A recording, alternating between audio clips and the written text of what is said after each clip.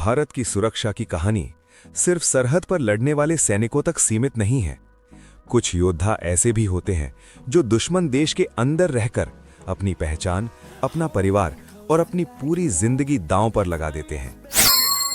1970 के दशक में भारत और पाकिस्तान के बीच तनाव अपने चरम पर था। सीमा पर सैनिक तैनात थे और दोनों देशों के बीच भरोसा लगभग खत्म हो चुका था। लेकिन इसी समय भारत की खुफिया एजेंसी रॉ ने एक बेहद खतरनाक मिशन शुरू किया।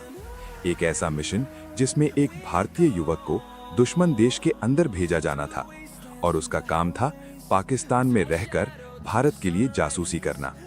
ये मिशन कुछ महीनों या सालों का नहीं था, उसे पूरे 20 साल तक दुश्मन देश में रहना था। ये कहानी है भारत के सबसे साहसी जासूसों में से एक रविंद्र कौशिक। रविंद्र कौशिक का जन्म राजस्थान के श्री गंगानगर में एक साधारण परिवार में हुआ था। वो एक आम युवक की तरह ही अपनी पढ़ाई कर रहे थे, लेकिन उनमें एक खास बात थी, उनकी अभिनय करने की अद्भुत कला। कॉलेज के दिनों में उन्होंने एक नाटक में जासूस की भूमिका निभाई। उनकी एक्टिंग इतनी शानदार थी कि वहां मौजूद कुछ खुफिया अधिकारियों की नजर उन पर पड़ गई।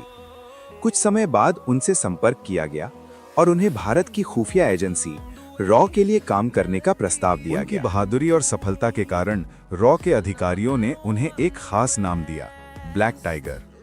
लेकिन हर मिशन हमेशा सफल नहीं रहता। 1983 में एक नया भारतीय एजेंट पाकिस्तान भेजा गया, लेकिन वो पकड़ा गया। पूछताछ के दौरान उसने कई राज खोल दिए। इसके बाद पाकिस्तानी एजेंसियों को रविंद्र कौशिक पर शक होने लगा। आखिरकार उन्हें गिरफ्तार कर लिया गया और उन पर जासूसी का आरोप लगाया गया। उन्हें पाकिस्तान की जेल में डाल दिया गया। रविंद्र कौशिक ने कई साल पाकिस्तान की जेल में बिताए।